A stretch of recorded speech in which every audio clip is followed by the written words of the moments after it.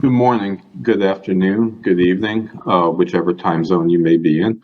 Hi, I'm Earl Strum. I'm a professor of anesthesiology and a professor of population and public health science, and the director of employee health services at Keck Medical Center of USC, Keck School of Medicine. My partner is Yoli Casagrande, who's the associate administrator of employee health, and my colleague. Thank you, scientific committee of the Forum of Anesthesiologists and Reanimatologists of Russia. And today I'm going to be speaking about COVID-19 and where we stand today. But first, I'd also like to thank Dr. Michael Kirov, the director of the program, for inviting me, Dr. Livagilsky, and Dr. Vladimir Zelman. Appreciate the invitation to speak about COVID today. My talk is going to center around three aspects. It's going to show our where we are in relation to the pandemic and variants today, and that's going to be based off our experience at Keck Medical Center in relation to our employees. Second topic I'm going to be speaking about is the new vaccine, especially the bivalent vaccine. And third, I'm going to be speaking about some of the treatments we have today if someone does become positive, namely like, for example, Paxlovid and some of the monoclonal antibodies. So the way I always start is I talk about Los Angeles County, and this is the dashboard that the public health department uses to report COVID cases in Los Angeles County. Why is this so important? Because basically what happens in Los Angeles County is reflective of pretty much what happens in the United States with a few minor variances. The other important aspect is, since most of our employees live in Los Angeles County, it's also reflective of what happens in our hospital employee population. And what I'd like to show you is, since the beginning of the pandemic, in March of 2020, we've been recording the positive cases of our employees. And as you can tell, you can see the actual peaks and troughs, and these are the actual numbers of employees that became positive. Now, the number of employees that we have at our medical center is roughly 6,000, and we're using our subgroup over here. We measure what happens in the community at large. And again, you can see in November, December of 20, there was a spike. November, December of 21, there was a spike. July, August of 21, there was a spike. And again, June, July of 22, there was a spike. Now, what we've done is we've taken our two sets of numbers over here and we've superimposed them. Now, since the beginning of the pandemic, you can actually see that our numbers actually dovetail or coincide with what's happening in Los Angeles County.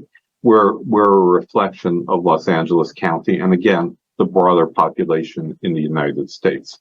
So everything, we were all in the same trend up until March or April of 2022. And we have an explanation for this. So at about this time over here, where we're not in agreement anymore, we in agreement with the population, with the COVID numbers of LA County, it's because of the home tests. And the home tests have not been reported to public health. So therefore, our numbers at the hospital are actually more reflective of what's happening in the true pandemic. So, and there's a couple of factors that make this so. Number one, our employees are obligated to report any case of COVID.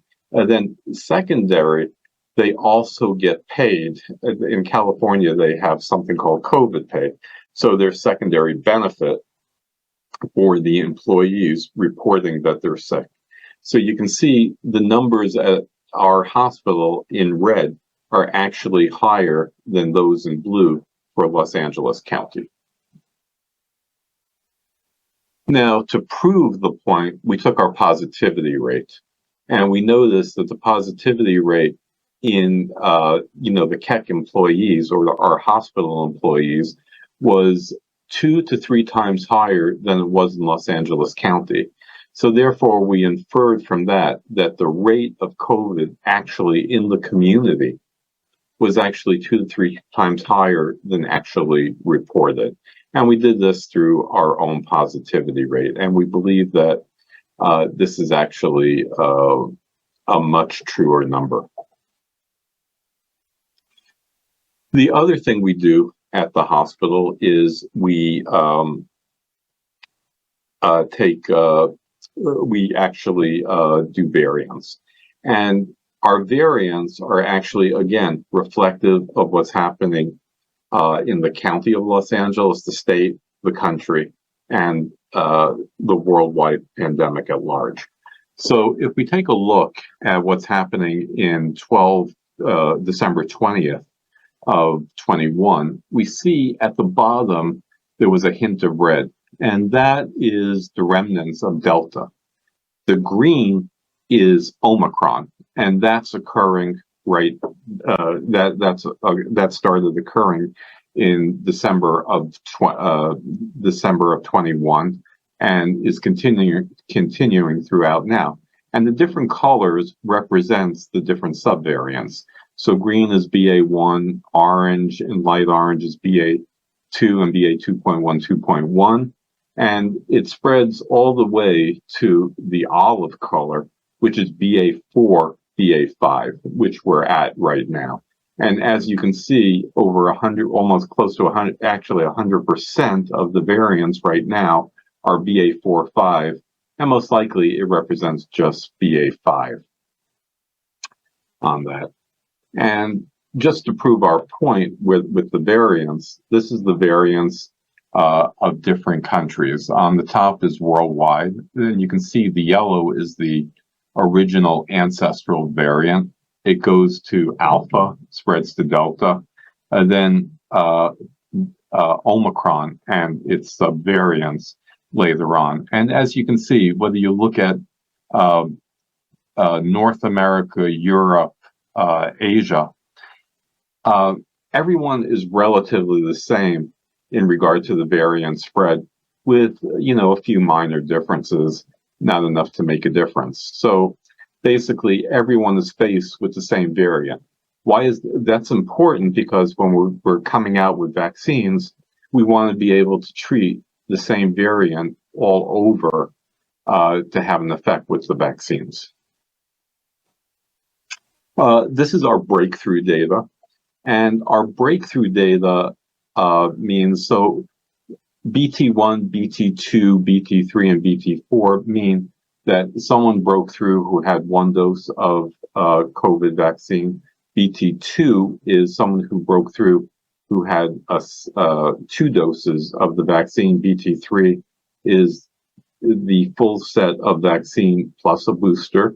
And BT4 is they had 2 boosters and the regular set of the vaccine. Most of our data is with the messenger RNA vaccines, although we did have some people break through who had the J&J, but very few. And again, all the breakthroughs are defined as getting the 2 weeks after they receive the vaccine. If someone is within 2 weeks, we don't consider that a breakthrough. And this is our data. And as you can see, BT3 is very high because that happened during the COVID surge. And a lot of people broke through who did have the first booster. And again, this is the CDC's numbers of breakthrough cases or cases of COVID throughout the nation in the hundreds of thousands. And as you can see, this starts in May of 21, July through May of 22, and it reflects ancestral alpha, delta, Omicron. And if you remember our curves, they were the same. But one thing important about this slide is Omicron, the unvaccinated always have the most cases of people who have infections. So this, again, was reflective. Not reflective. This is very similar to our graph. So the same thing that happens, whether it's at the hospital, Los Angeles County, the nation, the United States, or other countries, it's relatively repetitive, and it reflects the same curves. Maybe in some countries, at different times, but again, the curves have been very similar. These are our second infections or reinfections. So in the hospital, we keep track of employees' variants. So we're able to tell whether it's a new infection or a new variant. So for example, we have some people who had BA1, let's say in January of 22, then about 4 or 5 months later, when BA2.12 came along, they had another infection. So we consider this a second infection, not a reinfection, because they're not reinfected with the same variant. So it's basically, we consider it a new infection. People had BA1, they got BA2. People with BA1 or BA2 can get BA4 and 5. So essentially, this is what we keep track of, and this is what's illustrated. And we believe it's very important to keep the variants in order to be able to tell who has which type of illness on there. And again, what's happening at our medical center is reflective throughout the country. And to date, basically the pandemic, it's worldwide. Over 15 million people lost their life from it. In the United States, it's over 1 million. And due to the rapid development of vaccines, this has been very instrumental in halting the spread of the pandemic, or halting the death toll or the hospitalizations of the pandemic. And this was an article that came out in The Lancet, and essentially they did a mathematical analysis in the first year, and there was an estimate that basically the vaccines in the first year prevented close to 20 million deaths. And this represents approximately a 63% reduction because of the vaccines coming out. Now, the WHO approved multiple vaccines, and this is a list of the vaccines. So we take a look. We have the inactivated virus, Sinovac, the 2 messenger RNA vaccines from Moderna and Pfizer. We have the viral vector vaccines, as represented by AstraZeneca and Johnson & Johnson. And we also have the adjuvant protein vaccine represented by Novavax. So fortunately, a lot of vaccines came out, all in order to help mitigate the COVID-19 pandemic. Now, what are the challenges we face with COVID in the COVID-19 vaccine field? So number one, inequitable distribution. Many places in the world can't get the vaccine or don't have access to it. There's also vaccine hesitancy in places where they do have vaccine. People don't want to take the vaccine because they're afraid. The vaccine does not last forever. And essentially, you do have waning immunity. We started to see this originally after the first 2 doses of the vaccine. We saw about like at 6, and we'll talk a little bit more about it later. we saw after 6 months, the level of breakthrough infections started climbing as the level of antibodies decreased. And again, as we see with Omicron, a very highly transmissible viral variant. Now, when we take a look at the coronavirus, we take a look from Alpha after the ancestral strain. Alpha had about 4 unique spike mutations, and we progress all the way to Omicron, and Omicron has 50 unique spike mutations. So this is what is causing some of the problem with being prepared with the vaccines to fight the different mutations of the spike protein. Now, when someone does get a COVID-19 infection, the neutralizing, there are 2 parts. There is the B and T cells and the antibodies, which are critical for blocking infection. And you have, and the humoral and cellular response in combination help prevent disease progression. And again, you want to make sure, the more important thing now in relation to the vaccine, that any infection doesn't progress to severe disease, hospitalization, or death. And we've seen excellent success with the vaccines in relation to this. And again, the cellular immunity is important for this long-term protection against severe disease, which we consider hospitalization and death. Now, what are the different aspects of our system? So the antibodies are generally responsible for asymptomatic infection, symptomatic infection, preventing that. However, they don't really play a big role in the severe disease or death. Whereas the T cells, you can see, play a bigger role. The T cell and longer-term immunity that they bring on play a more important role in severe disease, hospitalization, and death. Now, waning immunity. Again, we spoke about this a little bit. After 6 to 8 months, the neutralizing antibodies can start to wane. They provide excellent short-term neutralizing antibody effects, which occur roughly after 2 weeks. But then after 6 to 8 months, again, we started seeing breakthrough infections. Now, and again, we just spoke about immunity to COVID-19 has 2 parts. It has the neutralizing antibody and the T cell response.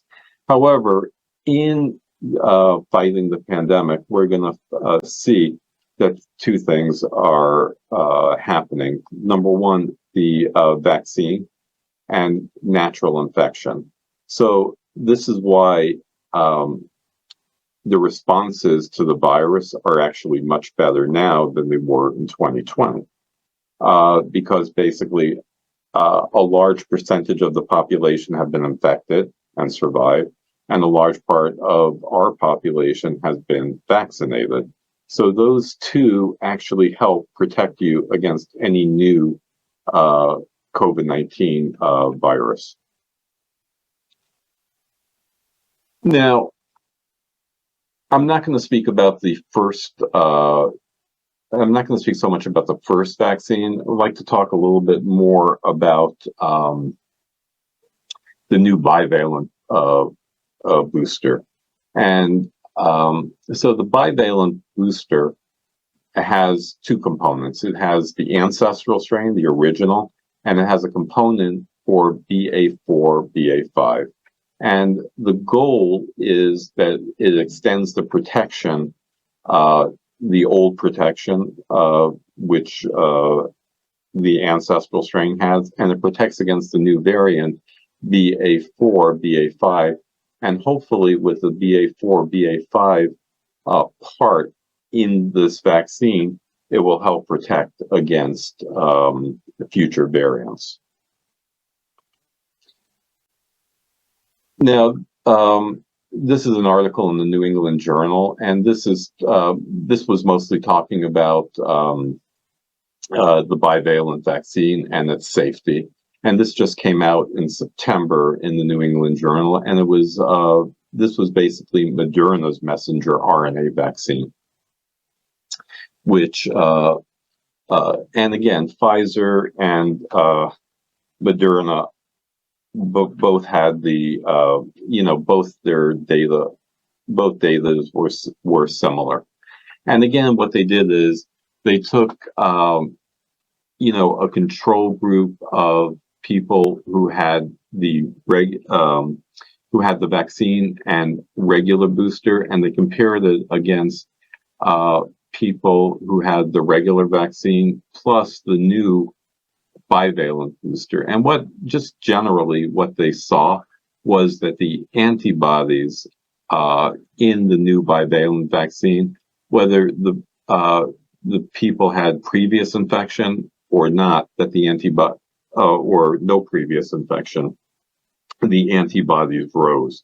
And one thing that they did notice was in the previous infection group, the people who had who were vaccinated plus had a previous infection, the antibodies rose even more in both sets, whether it was the ancestral component or the new bivalent vaccine. So those groups rose even more in all sets.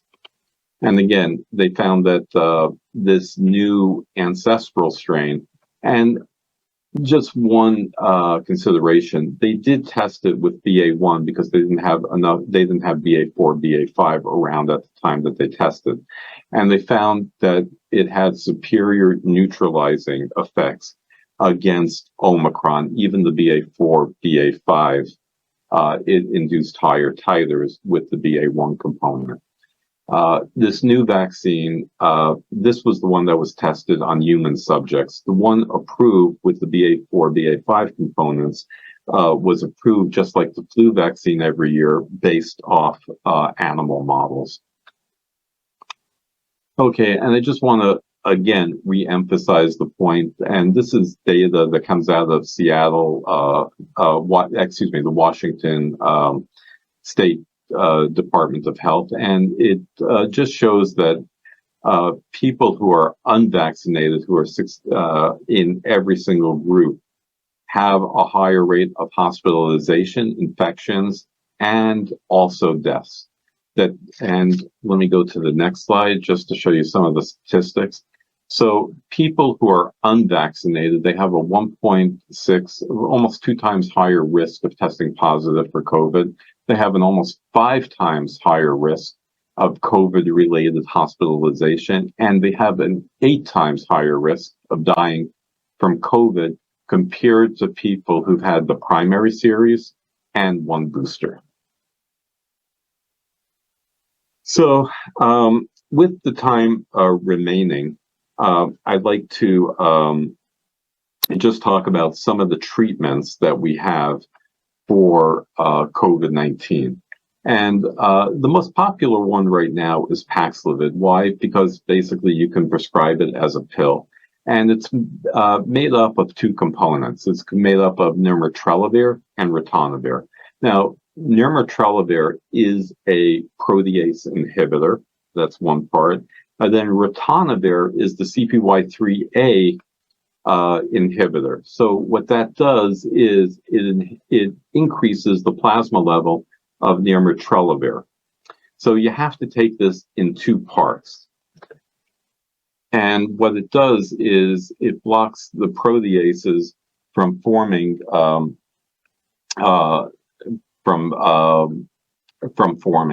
and it decreases viral replication. And again, this is how Paxlovid is distributed. It's in a blister pack with instructions. It's 2 pills of nirmatrelvir, which are 150 milligrams each, plus 100 milligrams of ritonavir. And you take 3 pills in the morning, 3 pills in the evening for 5 days, a total of 30 pills. And the things to be careful about are drug interactions, number one.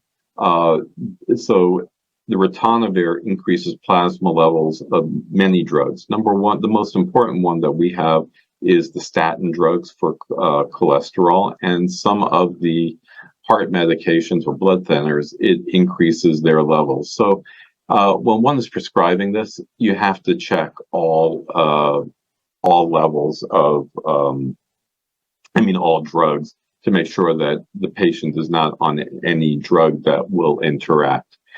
And again, one of the big problems with, the main side effect of Paxlovid is of terrible taste in the mouth, followed by some GI upset. Now, you hear a lot about Paxlovid rebound, and that generally occurs, 2 to 3 days after you recover, 2 to 5 days, after you recover from COVID. And what happens is you wind up getting sick again and testing positive. And again, you need to isolate for another time period. So that's the risk. But, it's very debatable whether Paxlovid actually causes it, or it's a natural course of the disease, or there needs to be a longer course of Paxlovid. Now, this is just an interesting case. We had one person who became positive with COVID on 6/9, and by 6/10 he was by 6/20 he was fully recovered. Then on 6/23 he came down symptomatic, and we tested him. But not only did we test him for COVID, we actually tested him for parrot influenza, and that's what he had. So when one talks about rebound, you have to make sure that it's not another infection. I'd like to talk another treatment that we do have, which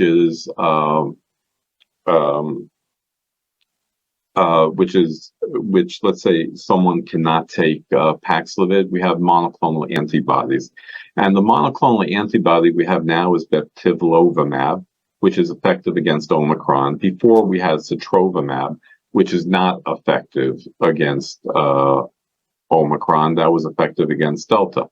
So if we take a look at the data over here, so bebtelovimab is effective against BA1 through BA5. So that is the monoclonal antibody that we take. And again, this is monoclonals are not authorized for hospital patients, and we only use this as an outpatient treatment. And again, these are in November of 20 or December of 20, we had a very high usage of monoclonal antibodies because there was no Paxlovid around. And as you can see, these are our hospital employees and patients. As Paxlovid was more available, the use of monoclonal antibodies decreased.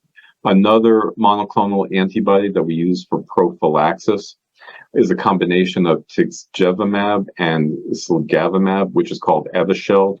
And these are for people who are immunocompromised, who have not had COVID, and who are immunocompromised. And essentially, this lasts for 6 months. It's a monoclonal antibody. It binds to the spike receptor and prevents entry into the cell. And essentially, it does prevent serious disease in the immunocompromised patients. Let me just say that you can use Evusheld in someone who's had the vaccine, but you have to wait at least 2 to 3 weeks to give it before you do that. And again, this is prophylactic against disease. It's not made for someone who's actually infected with it. And again, the mechanism is it binds to the spike protein, preventing entry into the cell. Now, because we're a little short on time, I'm just going to talk quickly about predictions. COVID most likely will be here to stay, and essentially it's and most likely we're going to be developing vaccines for COVID like we do the flu. And at some point, it'll probably be combined with the flu vaccine for once a year dosage. That's my prediction for now. And if there are any questions, feel free to ask, and be happy to answer them. And again, thank you for inviting me to participate and speak.